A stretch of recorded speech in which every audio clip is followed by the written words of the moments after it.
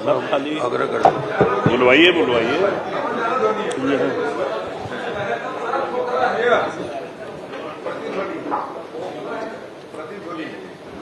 श्री चौधरी वित्त मंत्री वित्तीय वर्ष 2025-26 के आय व्यय का उपस्थापन करेंगे। माननीय चौधरी जी।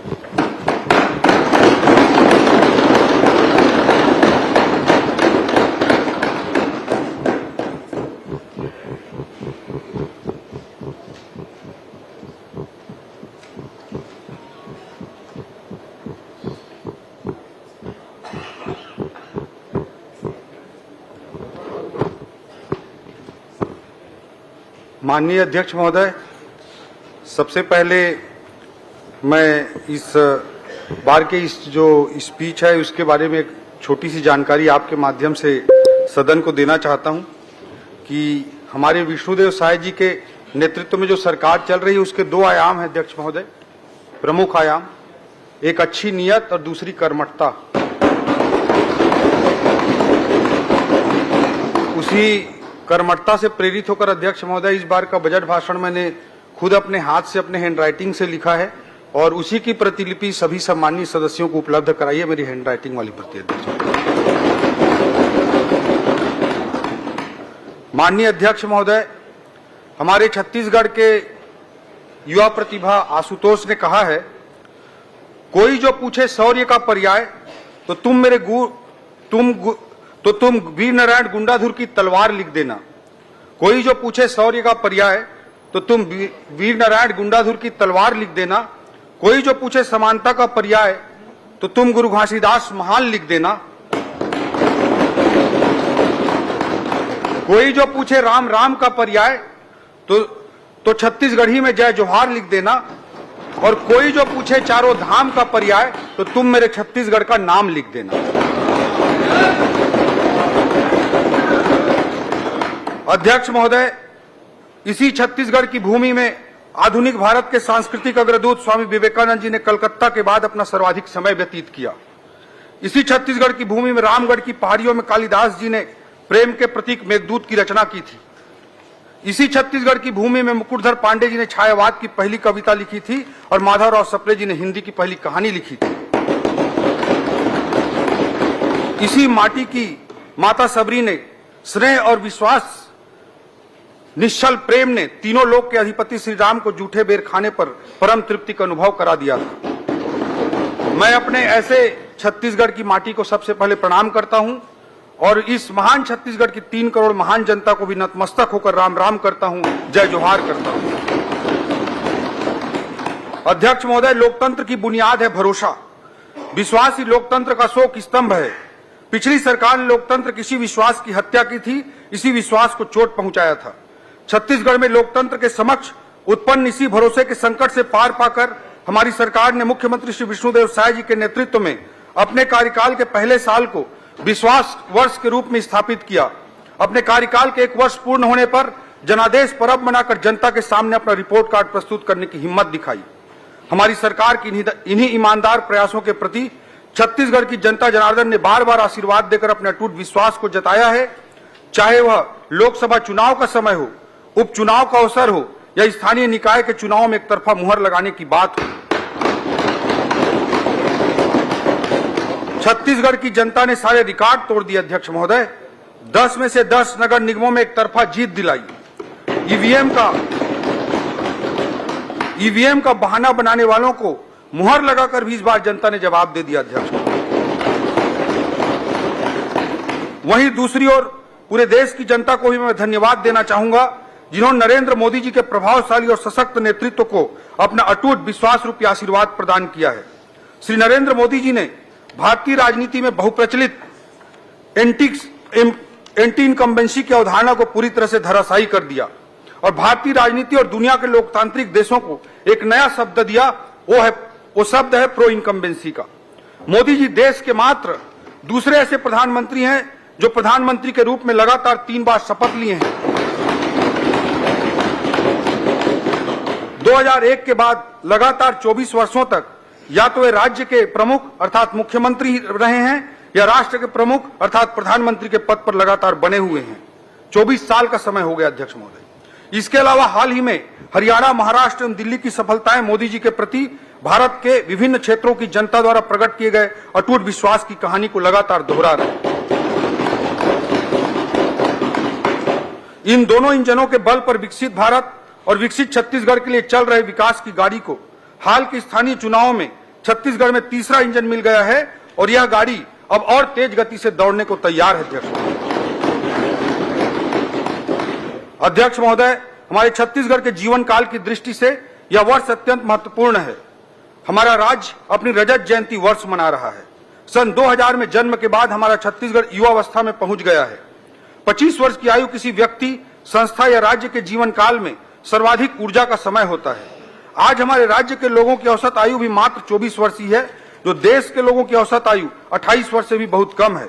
अध्यक्ष महोदय, इन 25 वर्षों में से 15 वर्ष छत्तीसगढ़ ने आपके नेतृत्व में तीव्र प्रगति की और अब हम मुख्यमंत्री श्री विष्णुदेव साय जी के नेतृत्व में प्रदेश को नई ऊंचाइयों तक ले जाने के लिए लगातार काम कर रहे हैं। अध्यक्ष महोदय, इन 25 वर्षों में हमने बहुत कुछ हासिल किया है। हमारे राज्य का जीडीपी वर्ष 2000 में मात्र 21,000 करोड़ रुपया था, अब हम 5 लाख करोड़ की जीडीपी को पार कर चुके हैं। प्रति व्यक्ति आय 10,000 रुपए से बढ़कर 1.5 लाख के पास पहुंच चुका है। विश्वविद्यालयों की संख्या को हमने 4 से बढ़ाकर 25 तक पहुंचाया है। अध्यक्ष महोदय, हमारे राज्य छत्तीसगढ़ का जब गठन हुआ था अभी मुझे याद आता है कि हमारा एक बैचमेट था। हम लोग उसी समय 12वीं कक्षा पास होकर निकले थे और उस मेरे एक बैचमेट दोस्त की पीएमटी में रैंक 100 के अंदर डबल डिजिट में थी, लेकिन उसे एमबीबीएस की सीट तक नहीं मिल पाई थी। अध्यक्ष महोदय, क्योंकि उस समय पूरे राज्य में एक ही मेडिकल कॉलेज हुआ करता था। हमारी पार्टी की सरकारों के विशेष प्रयासों से अब मेडिकल कॉलेजों की संख्या 14 तक पहुंच चुकी है। अध्यक्ष महोदय, राष्ट्रीय राजमार्गों, राजकीय राजमार्गों और रेल लाइनों की लंबाई को भी हमने इन 25 सालों में डबल किया है। रायपुर में राज्य स्थापना के समय कुल 6 फ्लाइट ही आया करते थे, आज 76 फ्लाइट आते हैं। अध्यक्ष महोदय, उस समय बस्तर सरगुजा में एयरपोर्ट की बात कोई सोच भी नहीं सकता था, लेकिन मोदी जी की उड़ान योजना के कारण यह भी संभव हुआ। प्रदेश में कुल बैंक ब्रांच महज 1500 हुआ करते थे, अब ये बढ़कर 6,500 तक पहुंच गया है। 2 लाख शासकीय कर्मचारियों की संख्या को हमने इन 25 सालों में 4 लाख तक पहुंचाया है। मात्र 5 लाख मीट्रिक टन धान की खरीदी होती थी। अध्यक्ष महोदय, जो आज कई गुना बढ़कर 1,50,00,000 मीट्रिक टन के पास पहुंच चुकी है। 7300 मेगावाट बिजली उत्पादन को हम सब ने 18,000 मेगावाट तक पहुंचाने में सफलता पाई है। छत्तीसगढ़ पावर सरप्लस राज्य बना है। सन 2000 में स्थापना के समय हमारी राजधानी रायपुर या पूरे राज्य में एक भी राष्ट्रीय स्तर का संस्थान नहीं था। अध्यक्ष महोदय, आज संभवतः हमारा रायपुर ऐसा एकमात्र राजधानी शहर है जहां आईएम भी है, एम्स भी है, एनआईटी भी है, IIIT भी है, प्लास्टिक इंजीनियरिंग का इंस्टीट्यूट सीपेड भी है और नेशनल लॉ यूनिवर्सिटी HNLU भी है।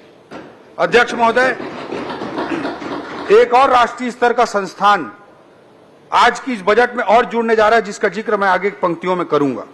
अध्यक्ष महोदय, छत्तीसगढ़ की यह प्रगति गाथा एक ओर मुझे हर्षित करती है, वहीं दूसरी ओर छत्तीसगढ़ के विकास और बेहतर भविष्य की ललक मुझे संतुष्ट होने नहीं देती, बल्कि और ऊर्जा से कार्य करने के लिए प्रेरित करती है।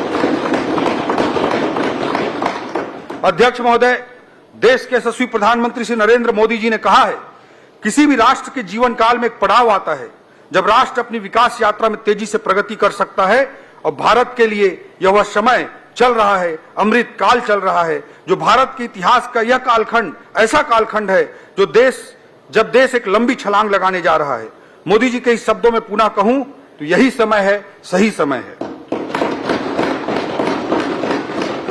माननीय प्रधानमंत्री जी ने देश की स्वतंत्रता के अमृत काल 2047 तक देश को विकसित राष्ट्र बनाने का जो महत्वाकांक्षी लक्ष्य रखा है, उसकी पूर्ति के लिए आवश्यक है कि छत्तीसगढ़ भी राष्ट्र निर्माण की इस पहल में बराबर का योगदान देकर माननीय प्रधानमंत्री जी की परिकल्पना को सार्थक करे। यह हमारे छत्तीसगढ़ के 3 करोड़ जनता के लिए भी उतना ही जरूरी है कि देश की विकास प्रक्रिया में कदम ताल करते हुए हम आगे बढ़ सकें। अध्यक्ष महोदय, हमने अपने किया है, यह न केवल भरोसे के निर्माण का संकल्प है, बल्कि छत्तीसगढ़ के निर्माण का भी संकल्प है। हमने इसलिए छत्तीसगढ़ में इस वर्ष को अटल निर्माण वर्ष के रूप में मनाने का निर्णय हमारे मुख्यमंत्री जी के नेतृत्व में लिया है।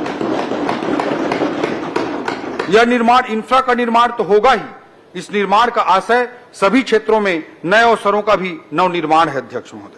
अध्यक्ष महोदय, हमारी सरकार के पहले बजट में हमने पूंजीगत व्यय के लिए 22,300 करोड़ रुपए का प्रावधान किया था। इस क्रम को आगे बढ़ाते हुए इस बजट में रिकॉर्ड पूंजीगत व्यय के लिए 18% की रिकॉर्ड वृद्धि हमने की है और अब पूंजीगत व्यय 26,341 करोड़ रुपए का प्रावधान इस बजट में किया गया। यह कुल बजट का 16% हिस्सा है और पिछले वर्ष की तुलना में 18% अधिक है। पूंजीगत व्यय किसी भी अर्थव्यवस्था की रीढ़ होती है और शास्त्रियों का मानना है कि 1 रुपए के पूंजीगत व्यय से अर्थव्यवस्था में दीर्घकालिक रूप से 4 रुपए से अधिक का आर्थिक प्रभाव पड़ता है।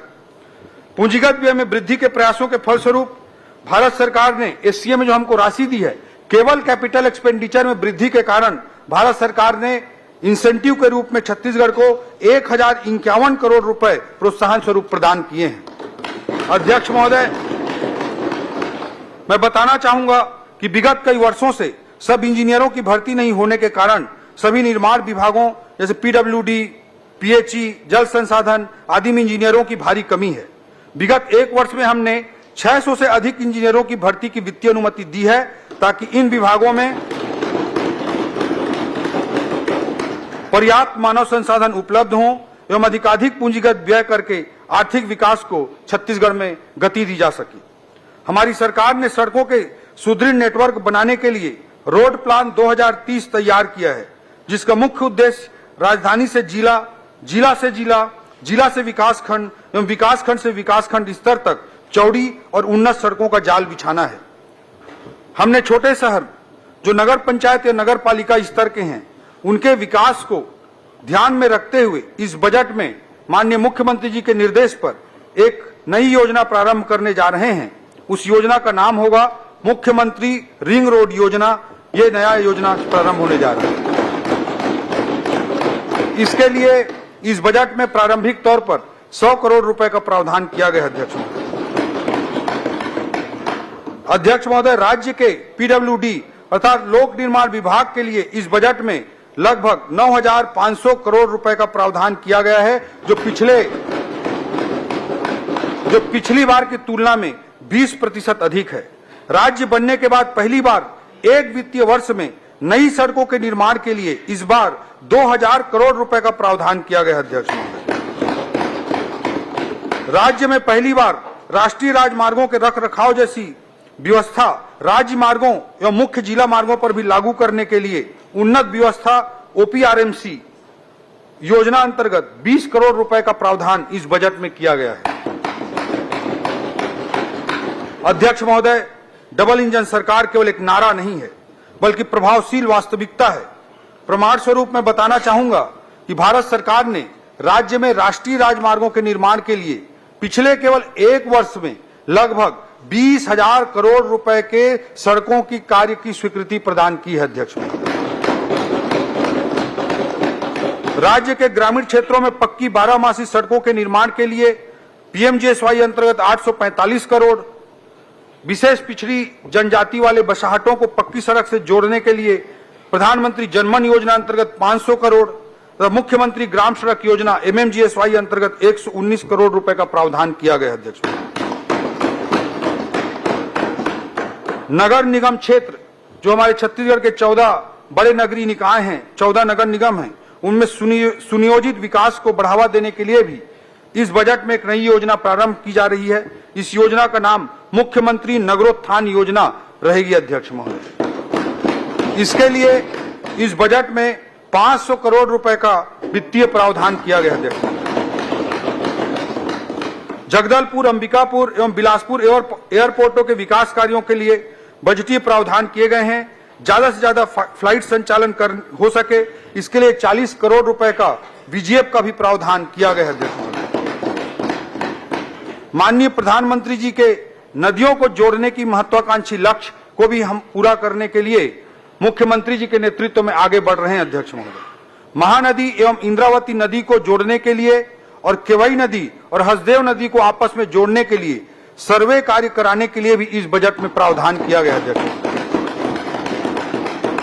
हमने अपने जन संकल्प पत्र के अनुरूप रायपुर एवं आसपास के क्षेत्रों को शामिल करते हुए एनसीआर की तर्ज पर एससीआर साथ स्टेट कैपिटल रीजन विकसित करने का निर्णय लिए हैं। जैसे नेशनल कैपिटल रीजन है वैसे स्टेट कैपिटल रीजन बनाने का भी निर्णय हमारी सरकार ने लिया है। इसके लिए बजट में स्टेट कैपिटल रीजन के कार्यालय की स्थापना के लिए भी बजट का प्रावधान कर दिया गया है। सर्वे और डीपीआर निर्माण हेतु भी इस बजट में 5 करोड़ रुपए का प्रावधान किया गया है। आज बड़े शहरों की जरूरत मेट्रो मिनी मेट्रो के रूप में सामने आ रही है। अध्यक्ष महोदय, इस बात को ध्यान में रखते हुए भविष्य की जरूरतों को ध्यान में रखते हुए रायपुर से दुर्ग तक मेट्रो रेल सुविधा के सर्वे का कार्य भी इस बजट में प्रावधानित है। 5 करोड़ रुपए का प्रावधान किया जाए।